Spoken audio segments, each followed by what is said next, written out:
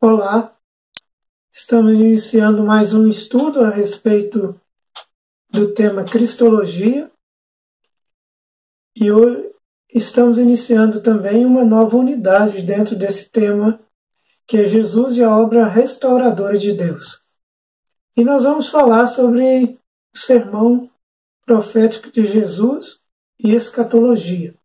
É um tema bem abrangente e de interpretações diferentes. O texto é longo, que nós vamos nos basear, que é o texto de Mateus 24.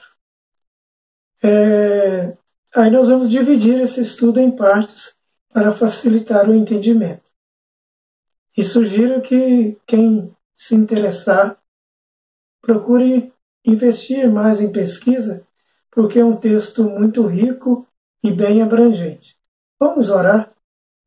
Pai, nós pedimos a Tua bênção neste momento, para que entendamos a Tua palavra e que o Teu Santo Espírito possa colocar na nossa mente e no nosso coração o entendimento que precisamos dela. Em nome de Jesus. Amém.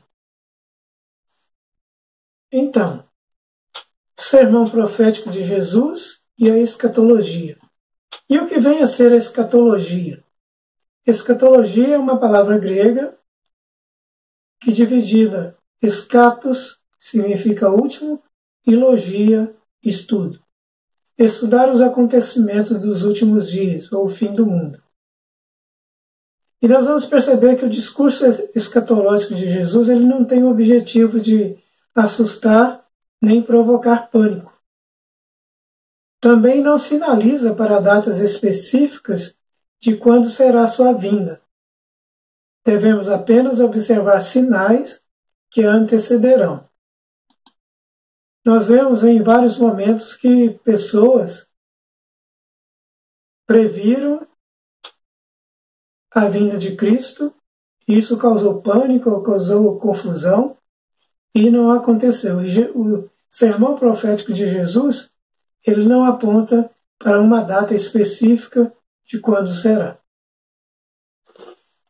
Nós vamos ver em Mateus 23, 37 a 39, o lamento de Jesus sobre a cidade de Jerusalém. Ele fala: Jerusalém, Jerusalém, você mata os profetas e apedreja os que lhes são enviados.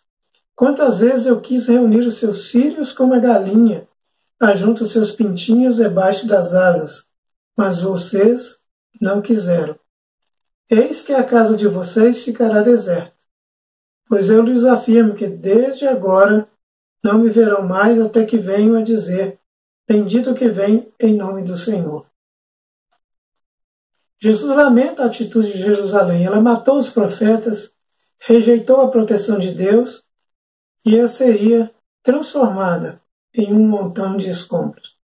Jesus se oferece como Messias, mas eles o rejeitam e em breve o crucificariam. Por isso a destruição daquilo que eles tinham de mais importante, a cidade e o templo, símbolo da presença de Deus e da aliança com o povo. Em Mateus 24, 1 a 4, diz o seguinte: Jesus saiu do templo logo após proferir esse lamento, e enquanto caminhava, os seus discípulos se aproximaram para lhe mostrar as construções do templo. Ele, porém, lhes disse: vocês estão vendo todas essas coisas. Em verdade lhes digo que não ficará aqui pedra sobre pedra que não seja derrubada. Jesus estava sentado no Monte das Oliveiras, quando os discípulos se aproximaram dele e, em particular, lhe pediram: diga-nos quando essas coisas vão acontecer e que sinal haverá da sua vinda e do fim dos tempos.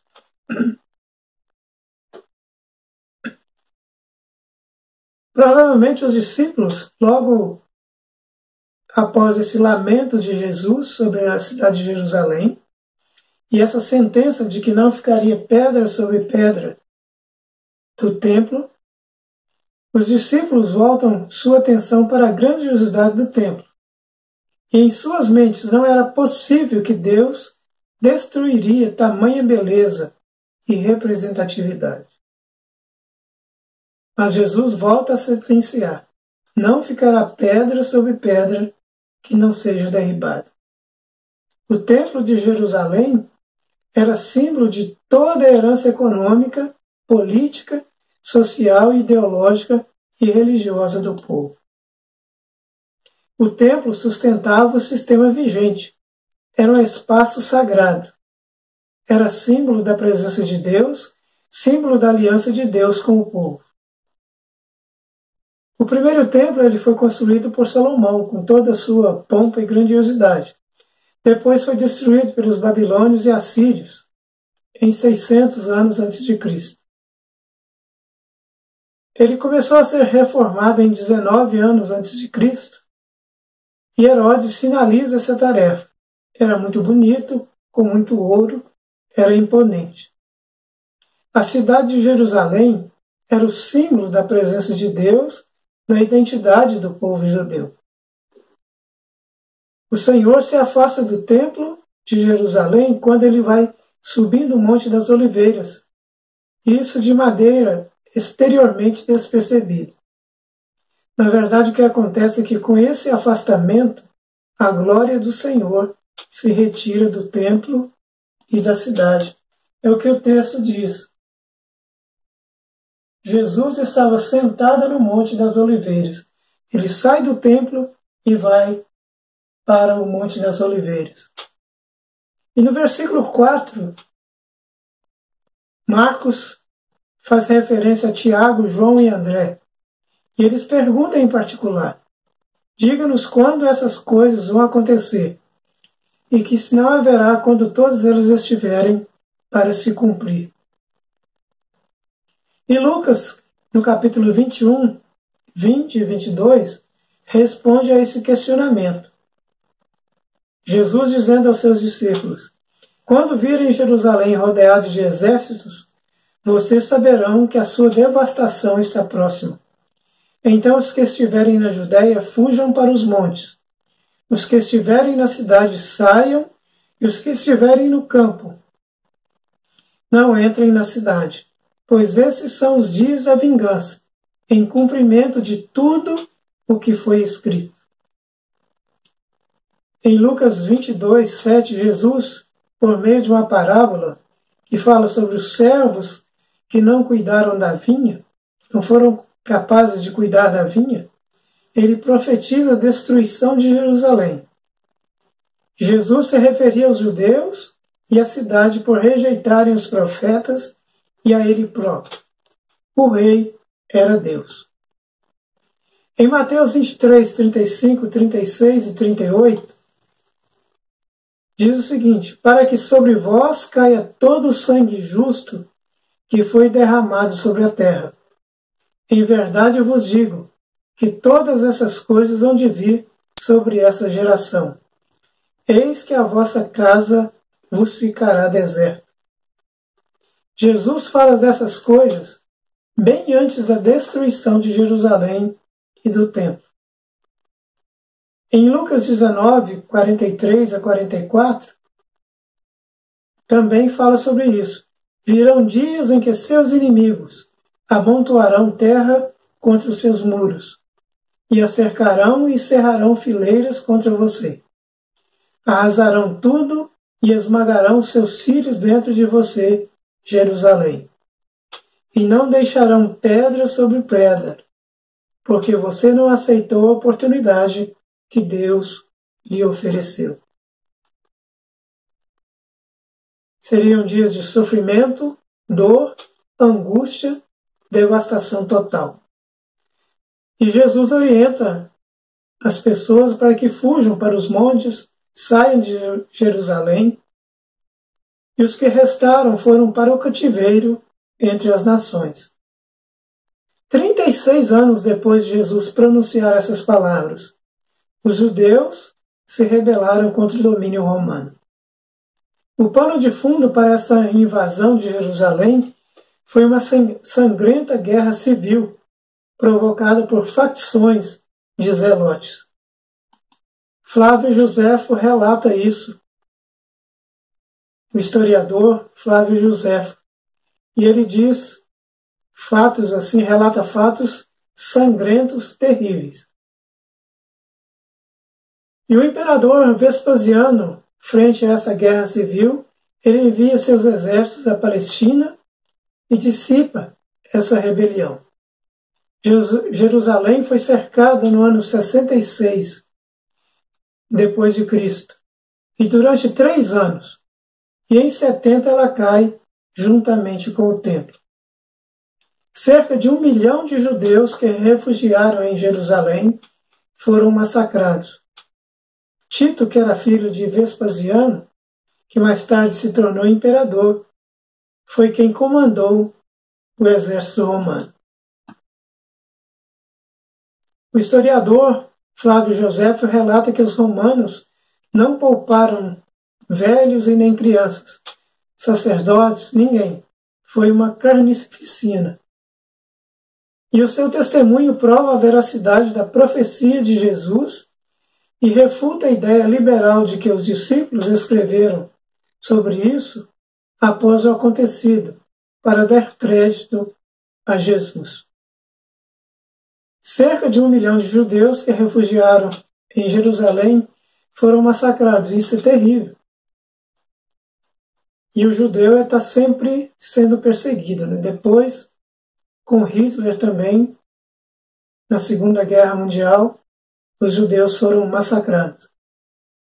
Para o judeu ver o símbolo maior da sua existência pegando fogo era uma coisa terrível. Então, que lições nós podemos tirar desse texto, dessa parte do sermão profético de Jesus? Entendemos que Jesus era profeta e, como tal, foi que ele proferiu esse sermão escatológico. Podemos aprender também que a Bíblia é a palavra de Deus, pois ela registra com precisão a profecia proferida e confirmada por fontes verídicas, como Flávio Joséfo. A destruição do templo e de Jerusalém representa um castigo pela incredulidade e rebeldia dos judeus. Como Jesus disse, vocês não creram em mim e me rejeitaram. A destruição do templo é uma figura da grande tribulação que ainda está por vir ao mundo. Nos próximos estudos nós vamos ver sobre isso. Com a destruição do templo, a igreja apresenta a Deus um novo culto, não baseado no cerimonial judaico. É um culto que é feito em espírito e em verdade, centralizado na palavra de Deus. É um culto cristocêntrico. A igreja não é o templo, como muitas pessoas acham, que é a construção. A igreja somos nós, pessoas convertidas ao Senhor Jesus. O destino do povo judeu sempre, de novo, constituiu um sinal de advertência para a comunidade cristã. Ele adverte que diante de Jesus existe uma decisão definitiva, que existe um tarde demais. Então nós precisamos entender isso. Diante de Jesus é uma decisão definitiva. Não podemos pensar como as 10 virgens, as 5 virgens loucas, que não se prepararam para encontrar com seu noivo. Que nós possamos entender isso e sermos abençoados, tomar isso com posse das nossas vidas e ficarmos alertas com a nossa vida diante do nosso Deus. Que Ele nos abençoe, em nome de Jesus. Amém.